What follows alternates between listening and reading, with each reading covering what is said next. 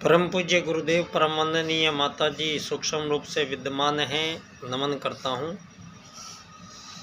मानव मात्र को प्रणाम करता हूँ, विश्व मानव को चरण स्पर्श नमन करता हूँ और संपूर्ण जीवों को धरती पर जीवन देने वाली सत्ता वो आदि शक्ति माँ गायत्री हैं, जो प्राण रूपी सत्ता है।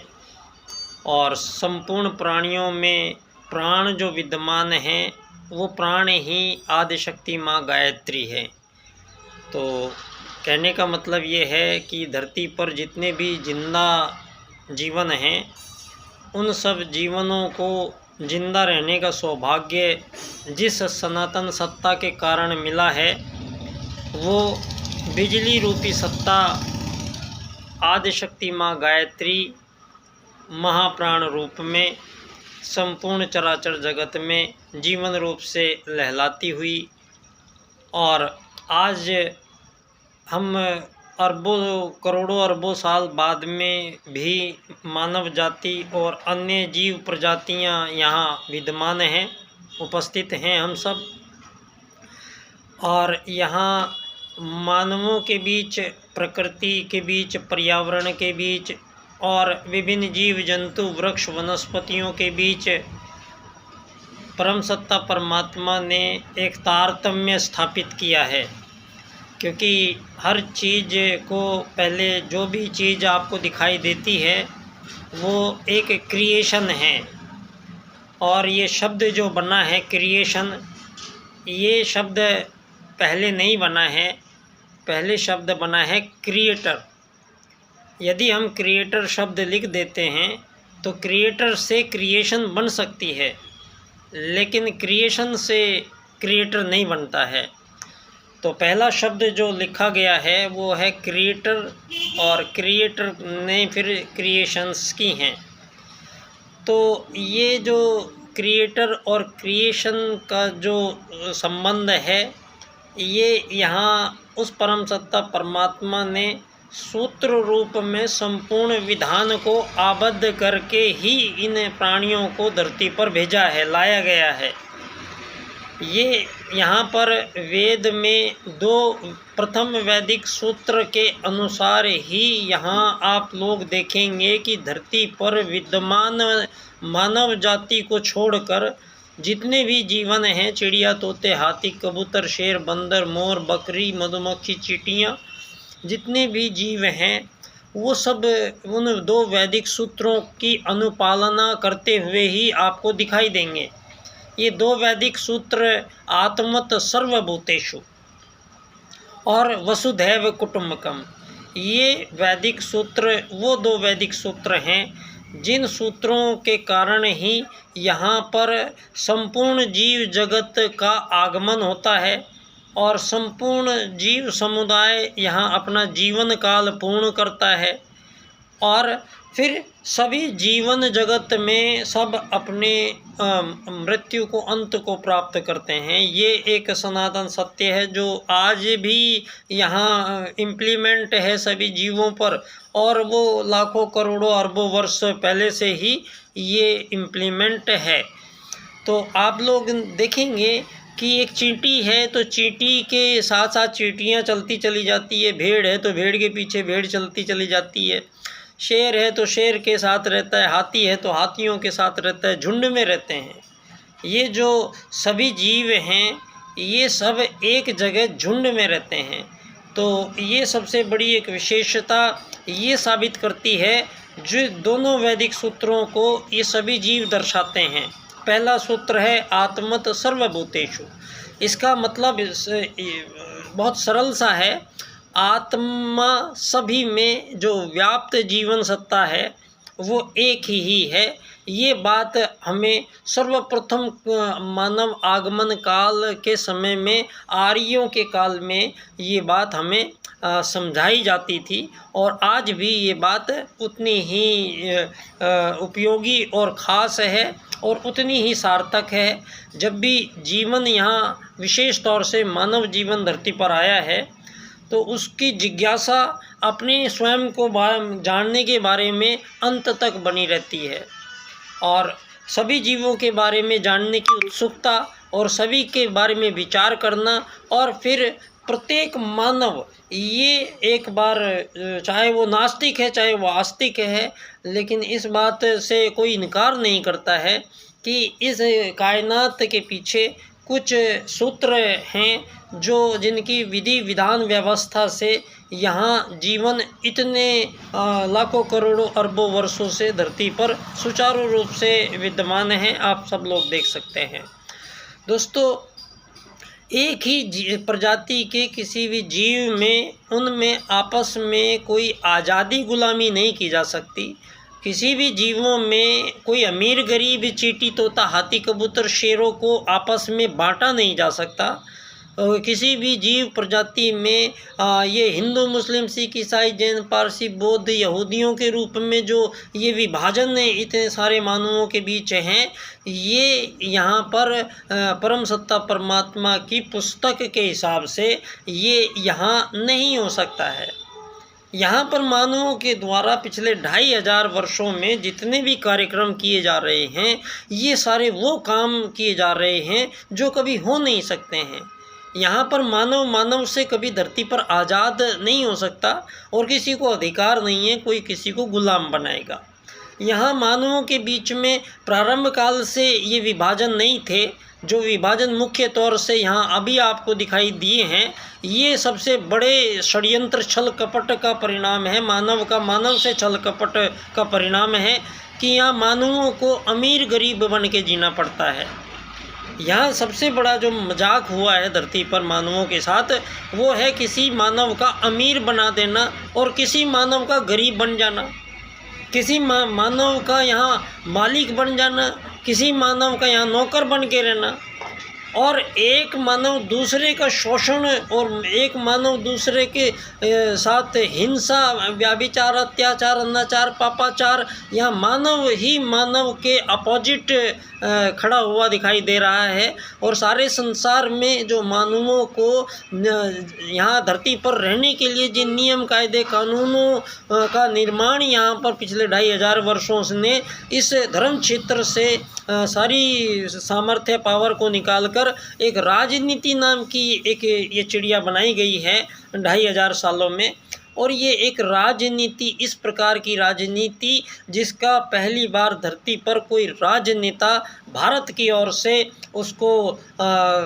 उसका प्रतिकार करते हुए उसके स्थान पर एक नई राजनीति प्रस्तुत यहाँ पर कर पाए हैं, वो यहाँ परम पूज्य गुरुदेव जो स्वयं महाकाल यहाँ युग परिवर्तन कर रहे हैं। युग परिवर्तन के युग निर्माण योजना के अंतर्गत एक बहुत महत्वपूर्ण कार्य इस संसार में यहाँ इसी काल में भारत में संपन्न हुआ है। और ये कार्य साइलेंट तरीके से हुआ है। और उसके बाद इस कार्य के बारे में पंडित दीनदयाल उपाध्याय जी, एक ऐसा राजनीतिक चेहरा जो धरती पर विशेष तौर से एक विशेष काम के लिए यहाँ पर जिनको भेजा गया, और उन्होंने अपनी हत्या से पूर्व सारे संसार के सम्मुख 4 राजनीतिक सूत्र सारे संसार की राजनीति को प्रदान किए हैं। और ये वो राजनीति के सूत्र इन्होंने दिए हैं जिनसे सारे संसार में जो आज अंतिम परमाणु विश्व युद्ध के मुहावने पर खड़ी हुई सारी दुनिया जो इंतज़ार कर रही है पल पल का, वहाँ से इस मानव जाति को वापस लौटा लिया जाएगा। एक ऐसी राजनीति जो सारी दुनिया में संपूर्ण प्रकार के द्वंद्व, युद्ध, शोषण, वध, छल कपट, ये मानव वर्सेस मानव का पैटर्न, ये सारी चीज़ों को समाप्त करते हुए धरती के 7 अरब लोगों के लिए एक इस प्रकार की राजनीतिक प्रणाली का विधान पंडित दीनदयाल उपाध्याय जी अपने 4 राजनीतिक सूत्रों के द्वारा प्रस्तुत करते हैं। आप लोगों का काम, बुद्धिजीवियों का काम, धर्माचार्यों का काम, राजनीतिज्ञों का काम, जो निर्माण करता है, जो विधान के में सहभागिता निभा रहे हैं, उन सारे संसार के मानवों को मैं एक बहुत ही सरलतम रास्ता, इस दुनिया को एक बेहतर मार्ग पर ले जाने के लिए पंडित दीनदयाल उपाध्याय जी के 4 राजनीतिक सूत्र प्रदान करते हैं, जिनमें सबसे मुख्य राजनीतिक सूत्र दीनदयाल उपाध्याय जी ने पुनः मानव की पहचान कराते हुए और राजनीति की स्थापना की है। और एकात्म मानववाद का राजनीतिक दर्शन सारी दुनिया के मानवों के बीच संपूर्ण प्रकार के विभाजनों को समाप्त करता है।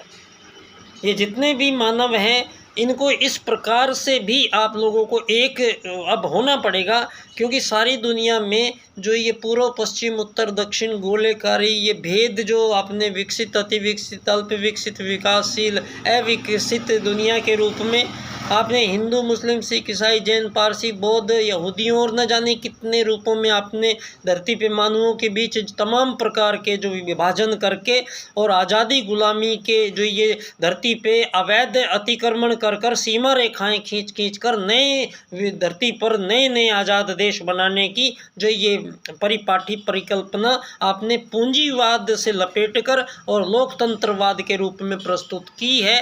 इन 70, 80, 100 सालों में आपकी ये प्रणाली अपना विभिन्न सा चेहरा सारे संसार के मानवों के बीच दिखा चुकी है और ये युग परिवर्तन की घड़ी है। और इस युग परिवर्तन की घड़ी में दूसरा सूत्र काम करता है पंडित दीनदयाल उपाध्याय जी का अर्थायाम। अर्थायाम में दीनदयाल जी कहते हैं मानव से कोई वस्तु विनिमय यहाँ भारत में लाखों करोड़ों अरबों वर्षों से होता चला आया है। मानव की सेवा सहायता यहाँ पर लाखों करोड़ों साल से होती आई है, लेकिन इन सब के लेन देन के बीच में आप मुझे कुछ दोगे तो मैं आपको धन दूंगा, रुपया दूंगा, डॉलर दूंगा, पैसा दूंगा, ये विधान भारत, सनातन भारत में दुनिया को नहीं दिया है। और पंडित दीनदयाल उपाध्याय जी इस पूंजीवाद को पूर्ण रूप से इस पर विराम लगाते हैं और ये यहाँ पर समझाते हुए आर्थिक लोकतंत्र के द्वारा जहाँ संपूर्ण मानव समाज को, यहाँ दीनदयाल जी कहते हैं संपूर्ण जीवों को 2 अधिकार परमात्मा ने देकर भेजा है। एक है सबको भोजन का अधिकार और दूसरा है कर्म करने का अधिकार। ये अधिकार किसी से कोई छीन नहीं सकता है और यहाँ मानव का संघर्ष इन दोनों के लिए हुआ है। भोजन के लिए यहाँ पर मानव ही भूखे मरते आए हैं आज तक धरती पर, आज भी मर रहे हैं। और बाकी सब जीव कोई विशेष कोई ऐसी परिस्थिति ना बने तो संपूर्ण जीव अपना रोज़ सुबह उठते हैं और शाम तक अपना पेट भरण उनका होता है और संभवतः कोई भी जीव अगले दिन के लिए भोजन बचा के नहीं रखता है। तो इतना बड़ा जो सूत्र काम कर रहा है वो है वसुधैव कुटुंबकम। सारे संसार के संपूर्ण जीवों के लिए ये सारी धरती एक ही है। इस धरती पर आप कृत्रिम सीमा रेखाएं खींचकर कृत्रिम प्रकार की दुनिया बसाकर कृत्रिम रास्ते पर ले जाकर और मानव को उसके लक्ष्य से भटकाकर धर्म अर्थ काम मोक्ष को बुलाकर रोटी कपड़ा मकान चिकित्सा स्वास्थ्य सम्मान दुकान में उलझाना, ये पूंजीवाद है। और ये पूंजीवाद से सारी मानव जाति आज त्रस्त है। तो इस त्रस्त मानव जाति को एक श्रेष्ठ मार्ग की ओर प्रवृत्त कराने वाली राजनीति पंडित दीनदयाल उपाध्याय जी के 4 राजनीतिक सूत्र, जिनकी व्याख्या में एक विशेष क्रम से प्रस्तुत करूंगा। क्रम विशेष है आर्थिक लोकतंत्र द्वारा अर्थायाम आधारित एकात्म मानववाद की विश्व राजनीति में स्थापना, उसके पश्चात ही विश्व मानव को अंत्योदय की प्राप्ति होगी। आदरणीय प्रधानमंत्री जी, आदरणीय आरएसएस प्रमुख जी और सभी उस भारत भूमि के सभी बुद्धिजीवियों से मैं विशेष आग्रह करना चाहूँगा। मेरा विषय बड़ा विशेष बन के आया है और ये विषय है पंडित दीनदयाल उपाध्याय जी के 4 राजनीतिक सूत्र। और इन 4 राजनीतिक सूत्रों को एक क्रम विशेष से इनकी व्याख्या की गई है और इन्हीं व्याख्या को मैं एक अन्य अपना मेरा विषय बना है एकात्म मानववाद एवं समग्र व संपूर्ण वैश्वीकरणवाद होगा, टोटल एंड कंप्लीट ग्लोबलाइजेशन होगा दुनिया में, तो वसुधैव कुटुंबकम बनेगा। तो 25 सितंबर को पंडित दीनदयाल उपाध्याय जी की जन्मस्थली धानक्या स्टेशन जयपुर राजस्थान से मैं बच्चा डॉक्टर आप सभी को आमंत्रित करता हूं अपने व्याख्यान में। बहुत बहुत धन्यवाद।